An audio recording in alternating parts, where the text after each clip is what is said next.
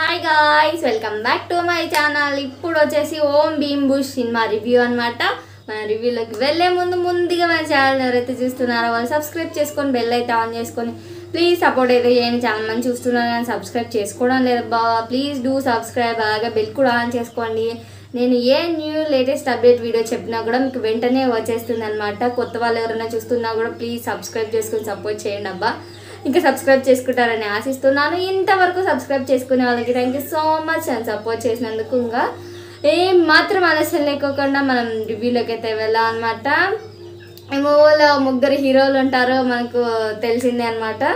ఎవరంటే కన్నా రాహుల్ రామకృష్ణ గారు, శ్రీ విష్ణు గారు అండ్ ప్రియదర్శి గారు. ఈ ముగ్గురు కలిసి వాళ్ళ భుజాల మీద అయితే ఈ సినిమా మోసినారనమాట. వాళ్ళు లేని సినిమానే లేదండి, నిజంగానే వాళ్ళు లేని అసలుకి ఇంత సీన్ కూడా లేదనమాట. అంతా వాళ్ళే, ఇంకా వాళ్ళతోనే సినిమా ఉంటుందన్నమాట. వాళ్ళ క్యారెక్టర్స్ కూడా చాలా బాగున్నాయి, డిఫరెంట్గా అనిపించింది నాకైతే కదా. కామెడీ సీన్స్ బాగా చేశారనిపించింది. మొత్తం ఆ కామెడీ సీన్స్ వచ్చినప్పుడల్లా మనం అబ్బా మనకి లాజిక్ది వద్దులే అబ్బా మ్యాజికే కావాలనుకుంటే కానీ ఈ సినిమా ఖచ్చితంగా నచ్చుతుంది అనమాట. మనకి స్టోరీ ఏమో కానీ మనకి నవ్వుతే చాలా అబ్బా 2 hours అని అనుకునే వాళ్ళకైతే కానీ ఇది చాలా బాగా నచ్చుతుంది మూవీ అయితే కానీ. ఇంకా అక్కడక్కడ సీన్స్ అయితే బాగుంటుంది. ఇంకొకటి హర్రర్ సీన్ అయితే పెట్టారనమాట. అది హర్రర్ సీన్ అంత భయపెట్టేలాగా అయితే లేదనమాట. ఎట్లా అంటే కన్నా ఒక ఇంట్లో ఒక దయ్యం ఉంటుందన్నమాట.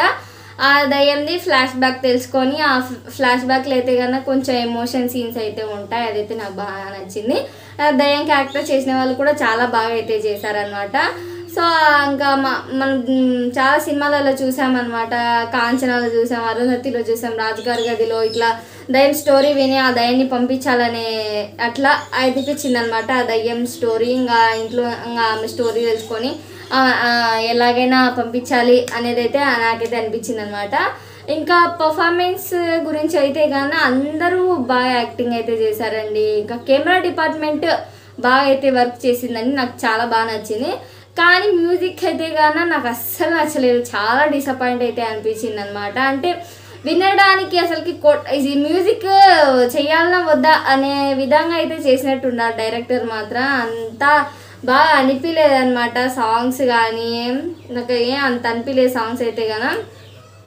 ప్రియదర్శి గారి కాస్ట్యూమ్స్ అయితే కొంచెం డిఫరెంట్గా అనిపిస్తాయి, అదైతే మస్తుండే అనమాట. ఇంకా బ్యాక్గ్రౌండ్ మ్యూజిక్ ఓకే అని అయితే అనిపించింది నాకైతే కానీ. ఆ సాంగ్స్ ఎందుకు వస్తాయో తెలియదు, ఎందుకు పోతాయో కూడా తెలియదు.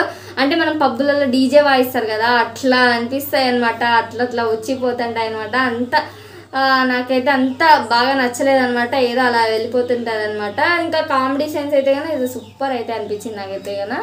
ఇంకా అక్కడక్కడ సీన్స్ చాలా బాగున్నాయి, దయ్యంతి బాగున్నాయి, హర్రర్గా బాగుంది. ఓవరాల్గా మూవీ అయితే కన్నా ఇది గుడ్ ఫిలిం.